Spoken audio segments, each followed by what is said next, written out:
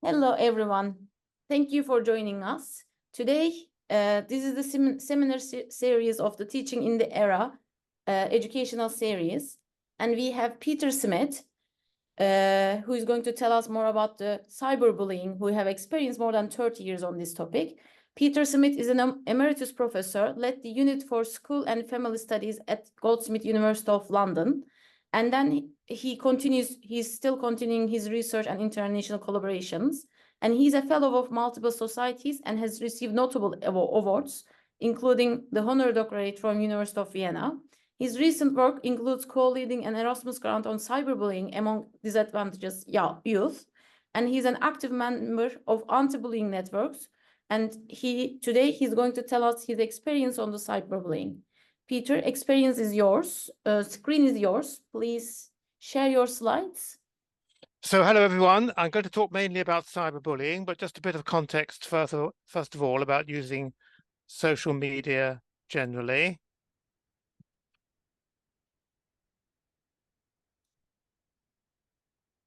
So what I'd like to do is briefly identify the benefits and the risks of social media, and then examine the forms of cyberbullying and the risk factors.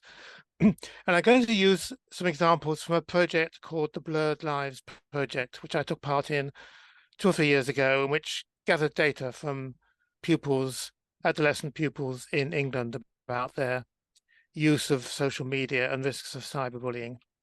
And then we'll look at the interventions that are used and how they can be effective. Now, social media, of course, is an everyday part of life. We're all surrounded as never before by digital systems, and there are huge benefits to them, but also serious risks. The benefits, I think we all know these really. There's obviously widespread communication and access to information, which you can get through the internet, participation in online communities, new opportunities for learning, educative games and play, opportunities for creativity. There's a lot of things we can do on the internet.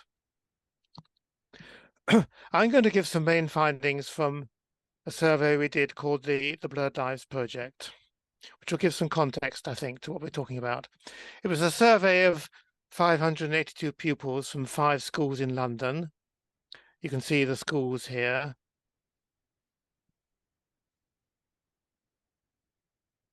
Next slide. And their mean age was about 14, about equal boys and girls. Quite an ethnic variety here, as is typical of London schools, of course, and quite a substantial proportion of pupils with some kind of disability as well. Okay, next slide. So one first question was, do you have your own smartphone? And 95% said yes, so almost all of them have their own smartphone, and many have a tablet, and many have a games console as well. And these are the most commonly used sites or apps: Snapchat, Instagram, WhatsApp, YouTube, Netflix, gaming apps. All of these, over 95% of the pupils said they were using these. On a usual day, how much time do you actively spend on the internet? And as you can see, many of them, the majority of them, are spending at least 3 hours or more on the internet. So it's a large amount of time, according to them, that they're spending on the internet. Next slide. And obviously there are concerns about the amount of time spent online. And I think you've had a talk about internet addiction, and that's relevant too. There's obviously dangers of cyberbullying, harassment, access to inappropriate material, such as pornography or extreme violence, if you're spending lots of time on the internet. Next slide. So one of the risks is sexting. That's the exchange of self-generated sexual messages or videos through mobile phones or the internet. And it's quite common amongst teenagers.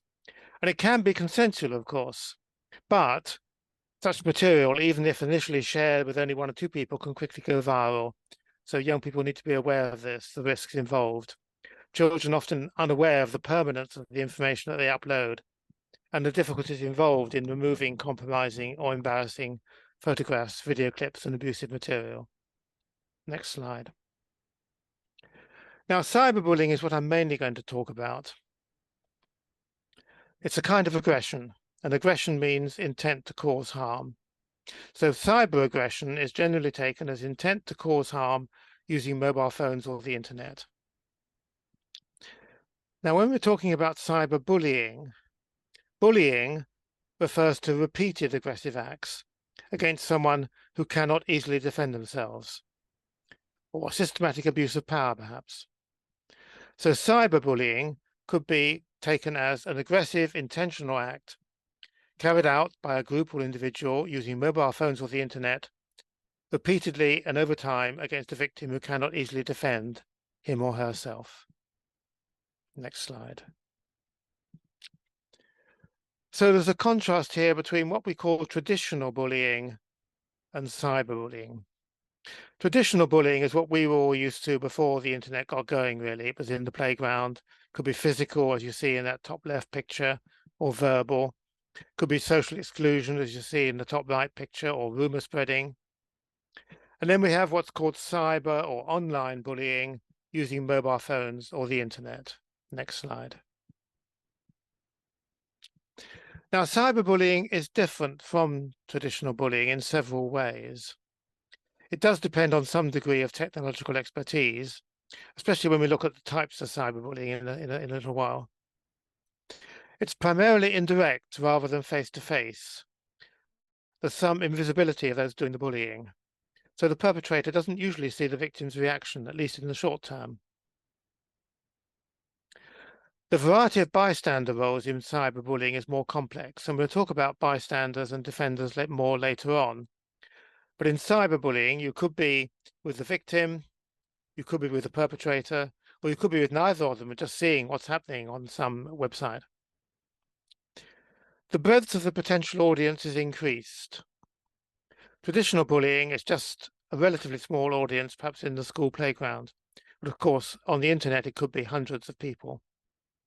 And it's difficult to escape from.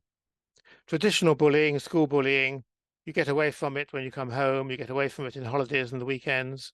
That's not the case for cyberbullying. Next slide.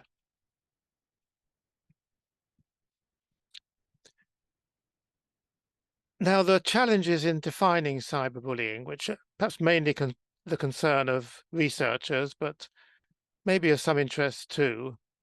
When we're talking about traditional bullying, we talk about an imbalance of power. That's normally physical strength or numbers. A stronger child or several children attack a weaker one.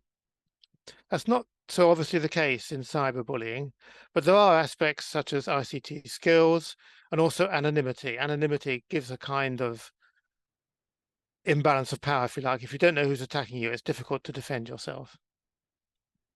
Repetition is also a commonly used criterion for traditional bullying, and it's more complex in cyberbullying.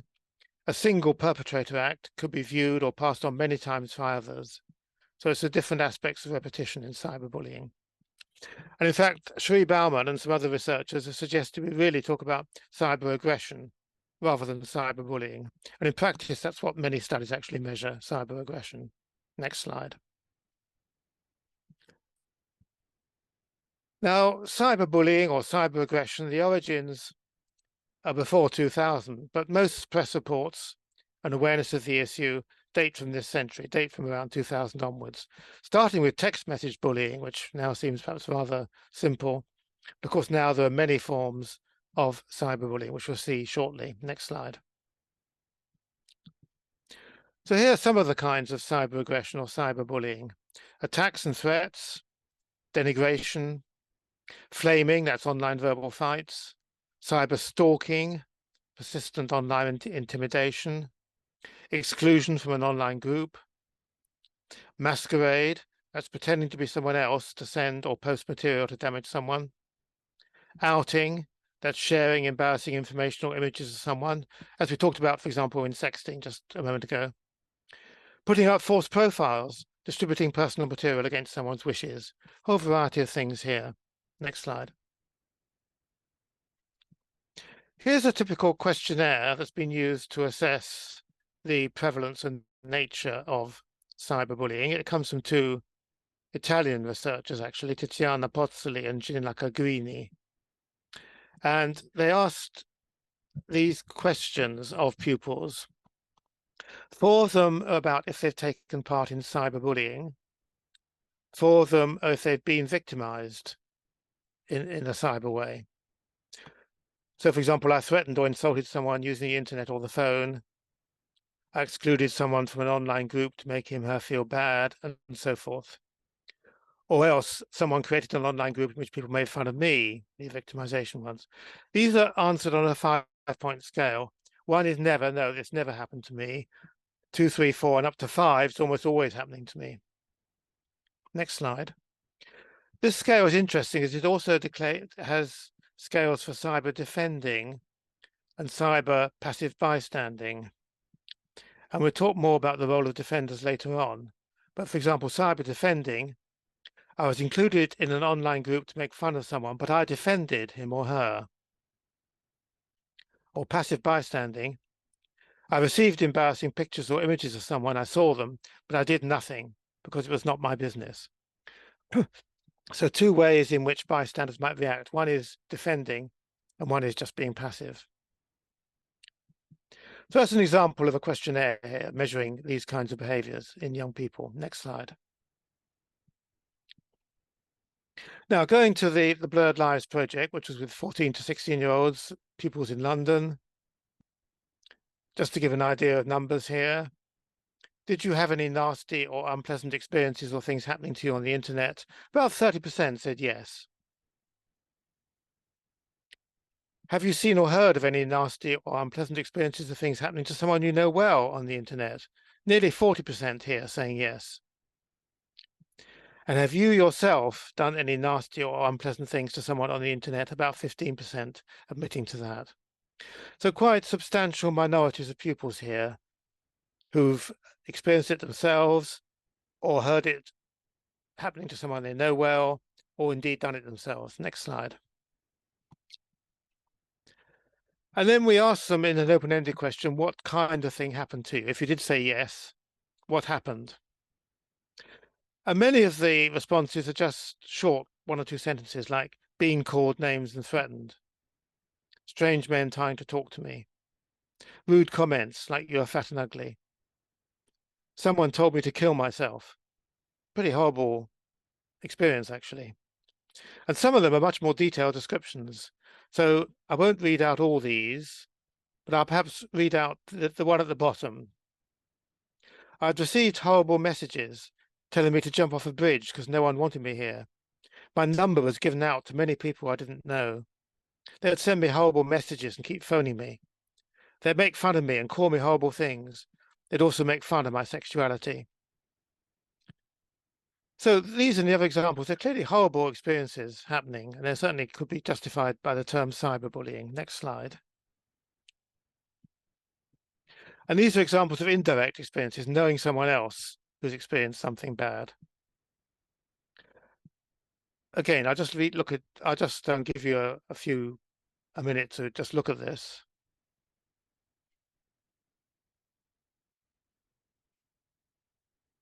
And I'll read the bottom one out.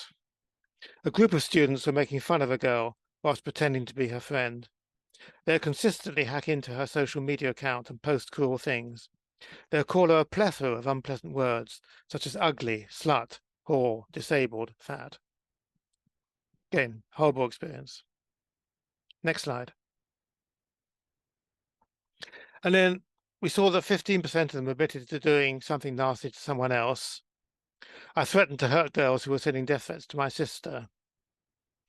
The worst thing I've done was made an account on Snapchat and used it to bully people that me and my friend didn't like, which made her feel very bad. But at the end of the day, she stopped being mean to others because she knew how it felt. Quite often, these comments, they're sort of justifying what they've done because the other person has also done some nasty things. That's quite a common finding, that the kind of excuses, if you like, for this. I made a fake account to talk to someone who had blocked me. I was being racist to them because they were bullying me. So these kind of justifications are often quite common. Next slide. Now, there's been a lot of research on cyberbullying since 2000, this century basically. And this shows the number of articles published on cyberbullying by the year of publication from 2000, when there were only 8. 2001, just up to 2000, there were 8. In 2001, there were 2. In 2002, there were 5. And then, as you can see, it's increasing very rapidly. So in the last few years, we're getting hundreds of articles each year. There's a lot of work now being done on cyberbullying. Next slide. And I and some colleagues looked at the content of the empirical articles here, the ones that were gathering data, and to see what they were measuring. And in bold here are the ones with the largest percentage.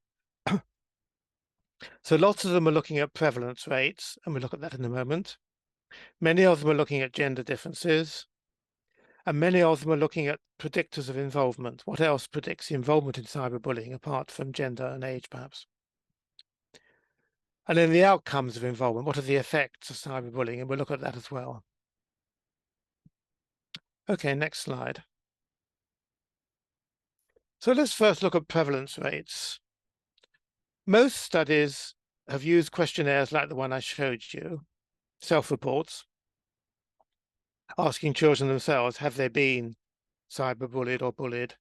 Most studies find cyberbullying less than traditional bullying. So this study in 2014 did a summary of 80 studies. Traditional bullying, about 35% of pupils reported traditional bullying, and 36% reported being a victim of traditional bullying. 16% reported being taking part in cyberbullying, and 15% being a cyber victim. So substantial, but still less than half the rates of traditional bullying. But there is a substantial overlap between traditional bullying and cyberbullying. What you see here, R is the correlation, 0.47, 0.40. What that means is many pupils who are traditional bullies are also cyberbullies. Many pupils who are traditional victims are also cyber victims. Not all of them, but a substantial overlap. Next slide. Now, there are large variations in these reported prevalence rates, and some studies report quite low rates of cyberbullying. For example, in the US, around 4 to 5%, in Norway, around 3 to 4%, in Sweden, around 2 to 5%, quite low rates, really. Next slide. And that created some controversy, and some US researchers, Samir Hinduja and Justin Patchin, they're from the US, they said, Obvious findings that 4 to 5% of youth have been cyberbullied and 2.5 to 3.2% have cyberbullied others are simply out of line with the weight of the available evidence. Pretty strong statement to make. And their own studies in the US suggested 20% of adolescents being a victim of cyberbullying. And they reviewed 35 published articles, and around about 24% have been cyberbullied, 17% have cyberbullied others. So much higher than what was being reported from Olvers and colleagues. And a study from China reported high rates of bullying too, cyberbullying. Next slide. So why is this variation in the figures reported? Well, there's probably a number of different reasons. One is what's called the frequency cutoff. Are we looking at things that happen just once or twice, or are we looking at things that happen several times? Remember the questionnaire I showed you, it had a 5-point scale. 1 was never, well, the never is clear enough. And then 1 would be just once or twice, 2 would be several times, and so on. Well, some people ignore once or twice, because if bullying is repeated, then once or twice doesn't really count. That's one view. So where's the frequency cutoff taken is one factor. Another factor is what's the time reference period? Are you asking whether you've been bullied or cyberbullied ever in your life, or in the last month or the last week? Obviously, if you're asking about ever, you're going to get larger figures than if you ask about the last month. Do you give a definition of bullying and cyberbullying? Do you say cyberbullying involves repetition and an imbalance of power? Or do you just leave it out and measure cyber aggression? And that's going to make a difference too. What kind of sample have you got? What age are they? Is there an emphasis on particular media or bullying practices? Are you asking about particular kinds of cyberbullying? And when was the survey given? So there's a lot of things here. And in summary, I would say, looking at the range of articles there are on prevalence, occasional or one-off occurrences may be reported by over 20% of young people, but serious or recent or repeated incidents are typically reported by about 5%, less than for traditional bullying. Let's look at the next slide. This is from Australia.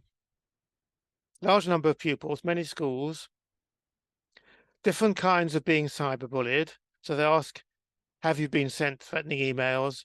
Have you been sent nasty messages on the internet, etc.? And then we've got repeated and any.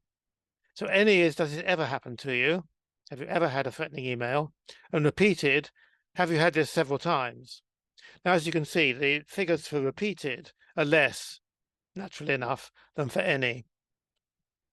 If you look at all the any percentages and given the overlap between these different kinds of cyberbullying, it makes sense to say, around about 20% probably are reporting there. Around about 5% perhaps are reporting repeated incidents. Okay, next slide. Here's some more data from the EU Kids Online project, which was done in 2010, and it looked at the situation in 25 European countries, including the UK, particularly on risks and safety on the internet, including cyberbullying. And the figures we see here are for online, that's cyberbullying, online, and total. Total is whether it's bullying online or offline. For the UK, and for all those 25 European countries. So for the UK, 8% online, 21% total bullying. All countries, 6% online, 19% total. So online is less than offline, again. And the UK, we're slightly higher, but not much higher than the country average. Next slide. Now, a lot of studies have looked at age differences and gender differences in cyberbullying. Looking at age first, the peak of involvement seems to come around 15 years, around the sort of mid-adolescent period. Probably a bit later than for traditional bullying. Traditional bullying seems to increase up to about 12, 13 years and then starts to fall off. Cyberbullying seems to increase up to about 15 and then it starts to fall off. Gender differences, rather inconsistent findings from different studies, but some studies find that girls are relatively more involved in cyber than traditional bullying.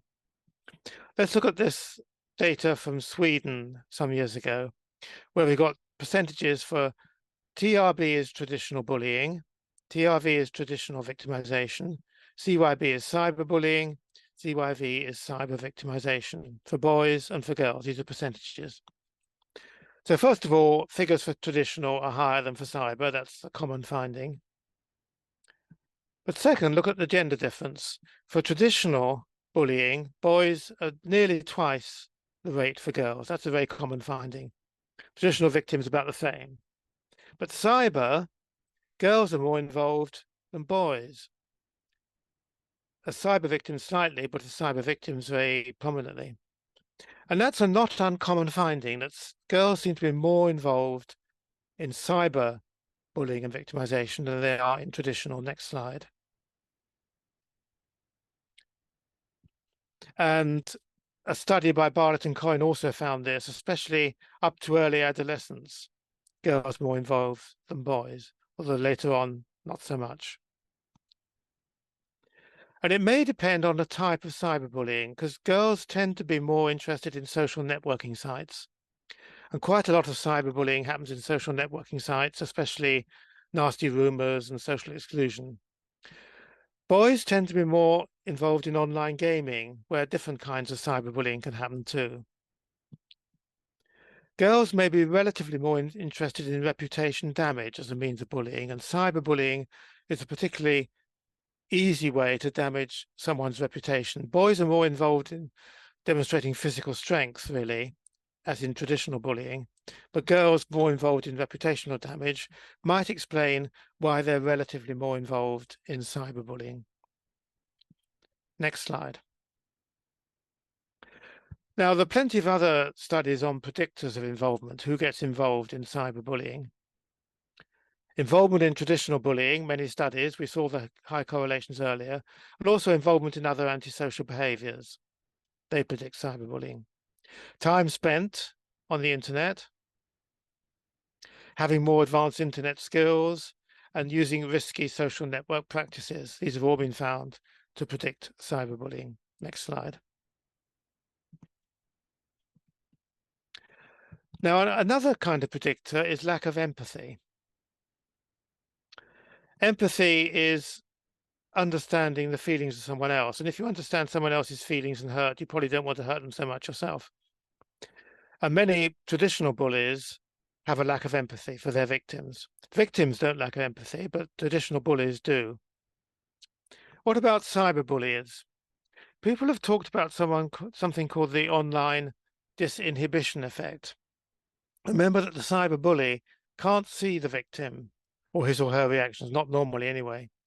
So feelings of empathy, perhaps triggered by feelings of distress that they see, might be less important in predicting cyberbullying. But nevertheless, most studies find that cyberbullies are low in empathy. Affective empathy means appreciating the feelings of others. So lack of empathy does seem to be a predictor, both for traditional bullying and for cyberbullying. Next slide.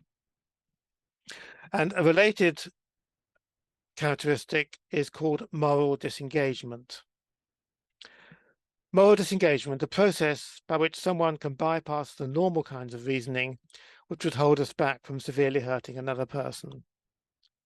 Normally, if we see someone else suffering, we'd feel this isn't good. Morally, we shouldn't do this. But if we wanted to do it, we can use processes of what's called moral disengagement. We could see the attack as justified. He deserved it. Remember the examples I showed you earlier of those people who admitted to cyberbullying? They're kind of full of those justifications. He deserved it because he was nasty to me. That's very common. Minimizing one's own agentive role. I didn't start it. It was their fault. Disregarding or distorting the consequences. It was just for fun. Or blaming the victim. He started it. These kind of excuses are quite common in what's called moral disengagement. Next slide. And well, the study by Jeannie Potsley and Hemel looked at 11 studies, and they found that moral disengagement was related to traditional bullying and also to cyberbullying as well.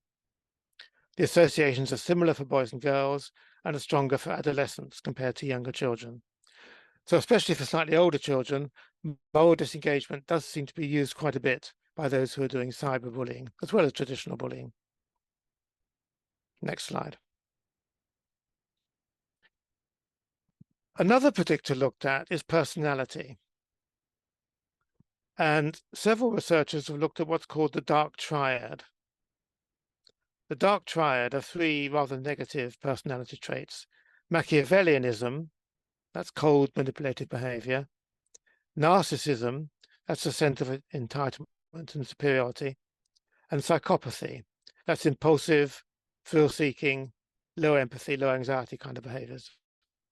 And all they sound pretty severe, but all these can be measured at subclinical levels, that is, tendencies towards these within the normal population. And you see a couple of studies here of ones of college students in the USA, where psychopathy turned out to be an important predictor, and one in Belgium. Again, psychopathy turning out to be an important predictor. Next slide. And another set of predictors are family factors. What's the family situation of those children who are young people who are taking part in cyberbullying? And for example, there tends to be greater caregiver-child conflict in the family, lower parental support of adolescents, lack of communication with parents, and very restrictive supervision. We'll talk a bit more about these later, but these are important family factors that seem to be predictive of the risk of a child getting involved in cyberbullying. Next slide. Now, this is going back to the Blurred Lives project I mentioned earlier of pupils in London schools. Do you tell your parents' carers about which site you go to online? Well, pretty varied responses. About a fifth always tell my parents, another quarter often, another quarter sometimes, but another quarter says, I do not tell them. So pretty varied responses here, with quite a few pupils just saying they don't tell their parents about which site they're going to, which is quite worrying. Next slide. Are your parents or carers interested in your experiences online? And again, quite varied. 16–17% say yes, they're very interested, or 22% quite interested. But the majority, 40%, or the largest number, they're a bit interested, but not very much. And 22%, though, they're not interested. Well, as we've seen, it's probably a good thing if parents are interested in the experiences online, especially if someone's at risk of being a cyberbully or a cyber victim. Then it's pretty important that parents know about the sites they're going to and what their experiences are. Next slide. What do your parents' carers think of your use of the internet? Over half say they're quite okay. A small number sometimes concerned. About a third sometimes concerned, and a small number very worried about it. So pretty varied, but most of them seem to be okay about the use of the internet. Next slide. Now, one more important predictor of involvement is the peer group. That can be the peer group in the school, particularly, or generally the friends that the child has. And what are called injunctive norms seem to be important. That's what behaviors are commonly experienced. Does a young person see other young people in their peer group taking part in cyberbullying or cyber victimization? What's the role of bystanders? We looked at bystanders earlier, and the role of bystanders is complex because they might be with the perpetrator, they might be with the victim, or they might be with neither of them. And bystanders can join in, they can like or forward nasty comments, or they can do nothing, or they can support or defend the victim.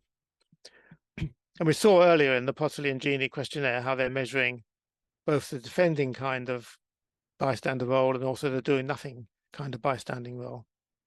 Next slide. And finally, media influences generally. Some studies have established links between violent media exposure and involvement in bullying or cyberbullying. For example, a study in Spain and a study in Cyprus, they both found links for violent media exposure, could be on television, on the internet, on movies, on video games, to both cyberbullying and cyber victimization. So violent media exposure might be desensitizing young people to doing this sort of thing themselves. Next slide. Okay, so those are the kinds of cyberbullying and some of the predictors of getting involved. Now let's look at what are the effects of cyberbullying, and I'll give you some examples from a few research studies. Next slide. Here's a study from Australia with 9 to 19-year-olds. TRV is traditional victim, not involved, of course, is you're not involved in anything. TRBV is traditional bully victim. Those are both bullies and victims. CYV cyber victim, CYBV cyber bully victim. TR plus CY victim, those who are both traditional and cyber victims. And then finally, those who are both traditional and cyber bully victims. And what we're seeing in the lower row is scores on what's called the Strengths and Difficulties questionnaire. This is general psychological difficulties, and a higher score is worse. So those not involved in any kind of bullying or victimization have the best scores on the SDQ. They've got low problems. And then what you can see is this is getting steadily worse. It's worse for cyber than for traditional, and especially if you're getting both traditional and cyber victimization, it's worse still. And if you're a bully victim of both, that's worst of all. And these are rather common findings. Let's look at the next slide. This is for Swedish pupils aged 13 to 16, not involved, traditional victim, cyber victim, and traditional and cyber victim. Psychosomatic problems. High score is worse. So it's worse for cyber victims than for traditional victims. And especially if you're both of them, that's worse still. Next slide. And finally, here's a study from the US on 13 to 16-year-olds. Rather a lot on this slide. Not involved, cyberbully, cyber victim, cyberbully victim. And they're measuring depression and suicidal ideation and low grades in school. And basically, as you can see, not involved. And this is, by the way, lower down, we've got traditional bullying and victimization. Cyber, generally worse than traditional. That's the overall finding. If you're being a cyber victim, the consequences, or cyberbully, the consequences worse than being traditional. Not involved are the best scores. And if you're both a bully and a victim, those are the worst scores. Next slide. Oh, one more from Italy. This is looking at psychological and somatic disorders. So psychological will be things like depression. Somatic disorders will be things like stomachache, not sleeping well, and so on. Not involved is given a score of 1. And if you're getting occasionally involved as a victim or of traditional or cyberbullying, it's worse. And if it's frequent, it's worse still. Next slide. So here's a summary of those findings, really. The effects of being a cyber victim are as bad, possibly worse, as for being a traditional victim. And clearly, being a victim of both traditional and cyber attacks is associated with particularly worse outcomes, as is being a bully victim, being involved in both bullying others and being a victim yourself. Now, there are limitations of cross-sectional studies for determining cause and effect, but a small number of longitudinal studies support bidirectional inferences in this way, so they're supporting those findings. Next slide. Suicide has come up, and suicidal ideation. That's just thinking about the possibility of suicide. The picture here shows a Japanese couple, parents whose son committed suicide because of persistent bullying. And quite a number of studies in different countries found that being a victim of cyberbullying was significantly associated with suicidal thoughts, either at a comparable level to the association with traditional bullying or greater. And of course, there have been some well-publicized studies of young people, unfortunately, who've committed suicide because of persistent cyberbullying. Next slide. 2 of these studies found that supportive parenting and or pre-existing depression were significant mediating factors. In other words, if you've got supportive parenting, and if you're not already depressed, then the chances of suicidal ideation and suicide are less. There are many factors involved in actual suicides. So it's quite likely that pre-existing depression and family difficulties will be present as well. So it's difficult to say that a suicide is caused by bullying, although in some cases it may appear to have a leading role. Next slide. Now, is cyberbullying getting worse? There's a number of often scare stories in the media about how it's a kind of epidemic getting worse. In fact, some surveys from the Health Behavior in School-Aged Children studies, sponsored by the World Health Organization, suggest some decline in overall bullying rates in many countries, but it might not be the case for cyberbullying. And EU Kids Online did a follow-up from 2010 to 2013-14, which suggested some rise in cyberbullying, especially for girls, though offline bullying is still greater. Next slide. And this study, I think, is quite interesting. It's from the USA, from schools in Maryland, where they did surveys over a number of years. And this is the chances of being a victim of any type of bullying, and it's falling off rather steadily, which is good news, of course. And then next slide. This is for cyber victim, and it's not falling off steadily. It's curvilinear. It's actually increasing over the first few years, then starting to decrease, perhaps as we're taking more steps, or US schools were taking more steps to combat it, which we'll come to in a moment. So a bit of a mixed picture there. First an increase, but then a decrease. Next slide. So let's end up looking at what resources there are and what interventions there are for cyberbullying. And generally, it's obviously important to include cyberbullying explicitly in school policies and in anti-bullying materials, in teacher training materials for anti-bullying work, in guidance for parents, and in guidance for children and young people. And there is quite a lot of this now. Many organizations and websites have useful material, for example, the Anti-Bullying Alliance, ChildNet International, and these other websites here. Next slide. Now, there are some legal aspects. All schools by law must have an anti-bullying policy. Not yet the case at university, but schools must have one. And back in 2015, revenge porn was made a criminal offence. So this relates to the sexting issue. So it's important that young people are aware of this. Next slide. And then much more recently, we've got the Online Safety Act coming in, just past October last year. A new duty of care for online platforms to take action against illegal or legal but harmful content from their users. And for services likely to be accessed by children, 2 additional duties are imposed: children's risk assessment duties and duties to protect children's online safety.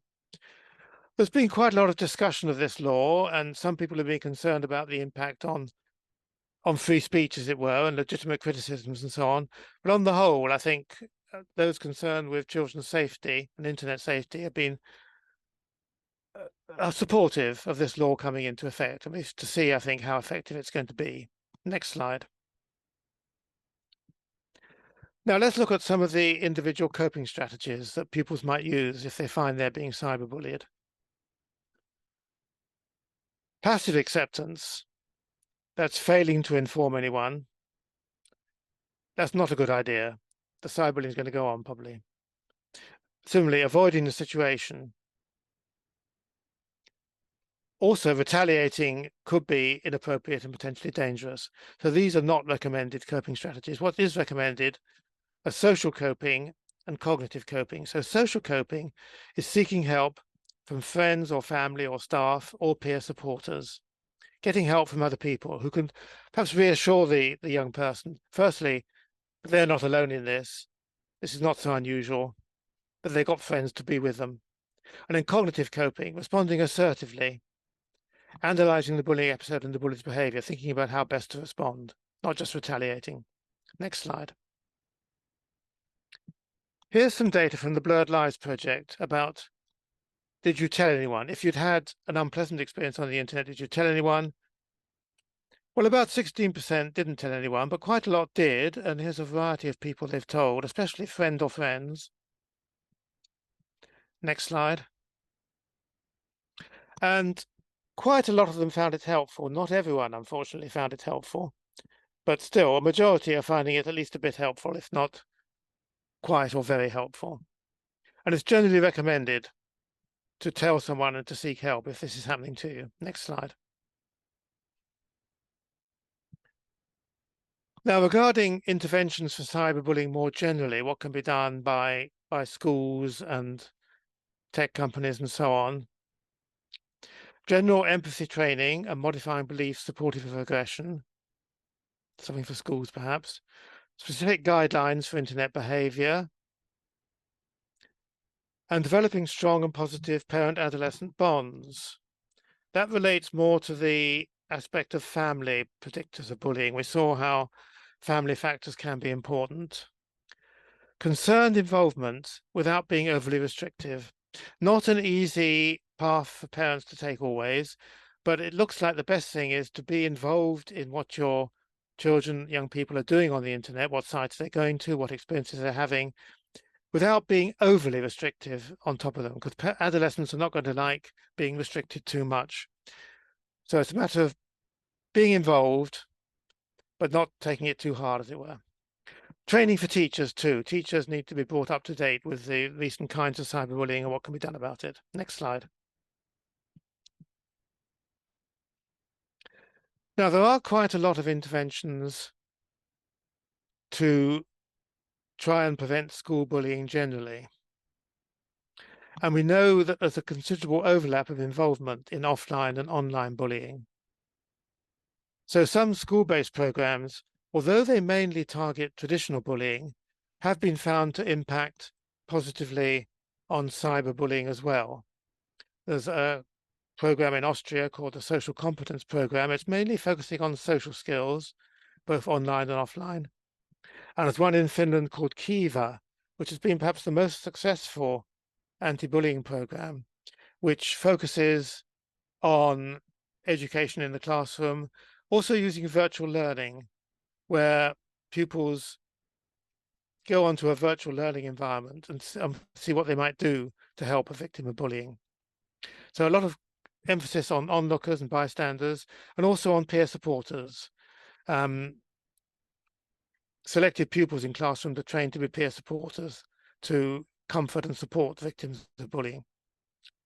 So these are mainly concerned to tackle traditional bullying, but have also been found to reduce cyberbullying. Next slide. Some target both traditional and cyberbullying explicitly.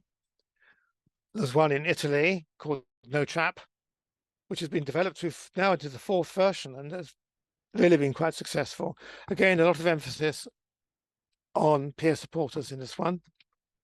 One in the UA on text messaging programs, sending text messages support to young people.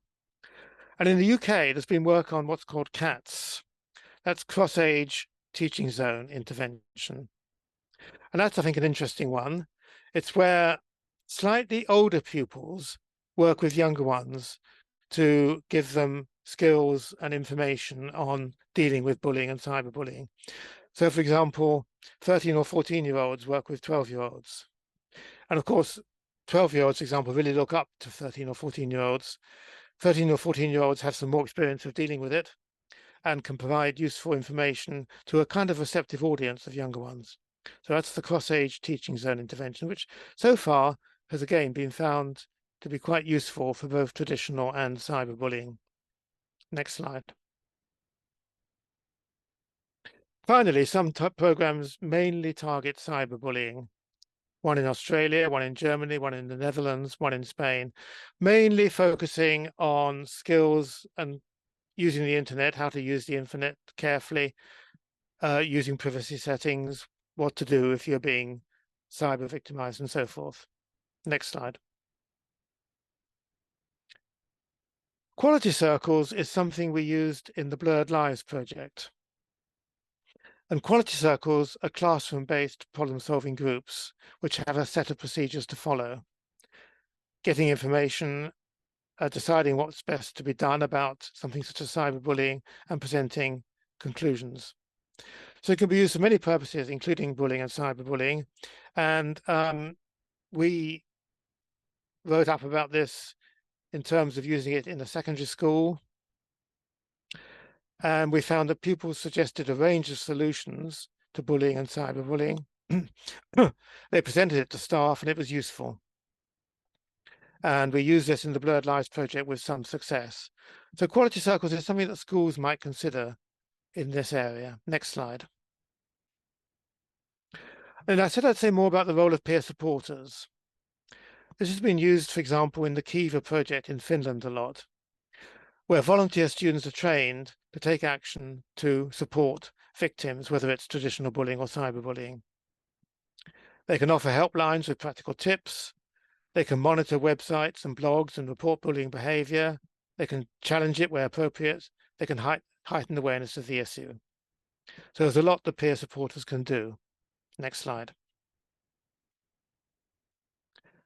Again, back to the Blurred Lives project, we asked for suggestions from the students about what teachers could do, what parents and carers could do, what friends could do. Teachers could help more, talk to us more, ask if we're okay, more empathy. Parents and carers, ask if they're okay, have more understanding about the internet, comfort and monitor. Friends, stand by your friend, be positive, help each other, get friends to tell adults. Next slide. And this is for more general comments. I'd find it helpful if social media sites, particularly Instagram, would monitor what feed was appearing on people's discovery page, because sometimes they're inappropriate videos that would make younger people feel uncomfortable or scared. A place where you can go and talk about anything, not be judged, sectioned into categories, where they can be themselves. This does not exist. Young people would find it more helpful if their friends were not to joke about these issues, if people in their lives were supportive and positive. Make the internet safer. Some general comments from these young people. Next slide. For parents and carers, things to do if you think your child is being bullied or cyberbullied. Find out as much as you can, gently and reassuringly. Now, the gently and reassuringly is important. No blaming. This can happen to anyone. You can reassure them about that. Many young people experience this, but it helps to talk about it. Find out what you can. Keep records of what is happening, for example, screenshots if there's cyberbullying. Check the school anti-bullying policy. The school must have, by law, an anti-bullying policy. It should include cyberbullying. What does it say? And then, depending on the seriousness and the nature of the incidents, how's your child trying to cope? Does the class teacher know about this? Have they helped? Does the head teacher know about this? Have they helped? Parents Teachers Association? Local media? These where you might have to resort to if the school's not being helpful. Your MP.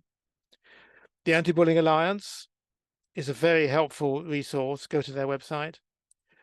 Red Balloon is a charity that provides sheltered schooling for young people who are being so severely bullied that they just really can't cope at the school. So for very severe cases, it's worth looking up at them as well.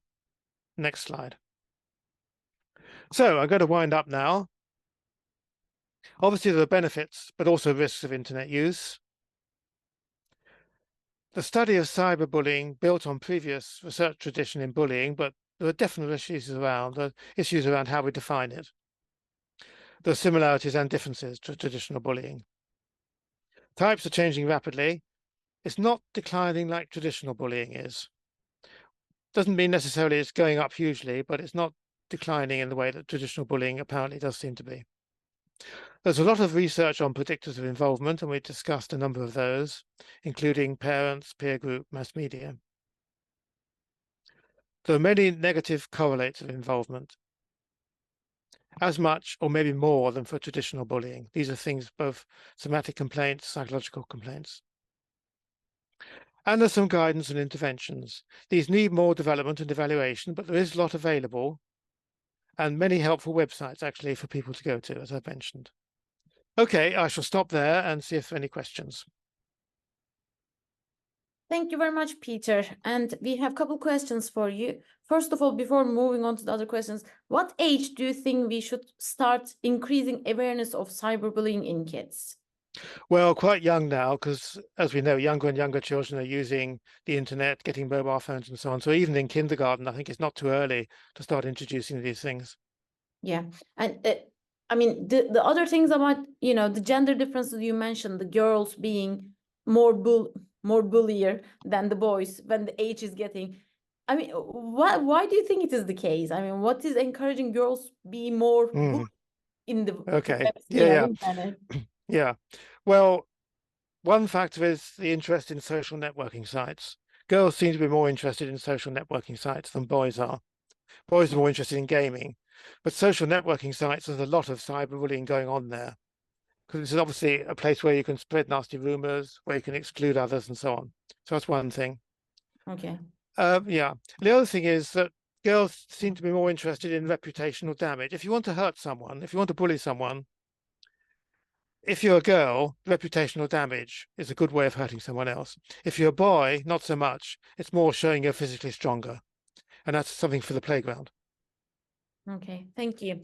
And one question here is asking, you mentioned that lack of empathy is one of the significant factors and contributing to cyberbullying. How can empathy skills be developed in children and teenagers to prevent cyberbullying? Yeah, it's an interesting question, and there's not a great deal of work on that, but some people have been looking at that. There's some interesting work in Sweden, actually, by a psychologist called Robert Thornberg, who's been trying to develop empathy training curricula, if you like, for young people. which involves, using scenarios and discussing the feelings of people in a scenario, and have you experienced this kind of thing yourself, and so forth. It's not easy, but it's worth trying. Yeah, I mean, empathy, hard to learn. And yeah, one question here is like, is it easier to be a cyberbullying than traditional bullier? Is it easier? Because they don't Well, you kind of answer these questions because yeah, maybe because they don't you can be feel it. anonymous. So in that sense, the possibility of retaliation is reduced, isn't it? You're sort of safer in a way doing it on the cyber platform. Yeah. Yeah.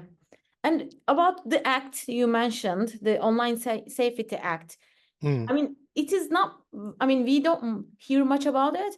Do you think it needs some kind of awareness to, let people know, or the schools to, do you see what I mean? Mm. Having act is good, but implementation Mm. is another side. What do you suggest can be done to increase awareness about these acts? Yes, and also about the legal situation about sexting as well, and revenge porn, which Yeah. is earlier. Yeah, definitely pupils need to be aware of these. And that's part of the things that schools can do, of course, as part of their training about the internet. These legal aspects, is definitely important that young people know about it. And more can be done, I think. Yeah, and one final question is like cultural effect. Is there any school system which is better than the others for this increasing awareness? But Wow. Um, that's a hard one, really.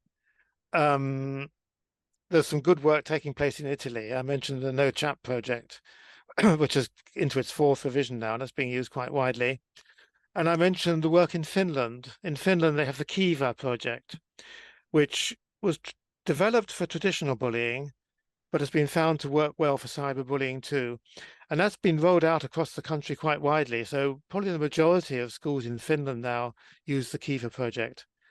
And they've been doing it for a number of years, and rates of victimization have been declining rather steadily, actually. It's a very probably the most promising school-based intervention work that's happening worldwide. So I'd say Finland and also Italy perhaps are good examples. but is it the project, or is it the school system in the country is really allowing that? Well, both, I suppose. Yeah. Okay. And these are the questions for you. And thank you very much, Peter, for, sharing Okay. your experiences with us. It is very, very interesting. And you covered all these problems as well as the solution and what's happening. We are very grateful for you. And I would like to thank everyone for joining us today, and hope to see you in the next seminar series. Thank you very much. Thank you for listening. Thank you. Bye. Bye.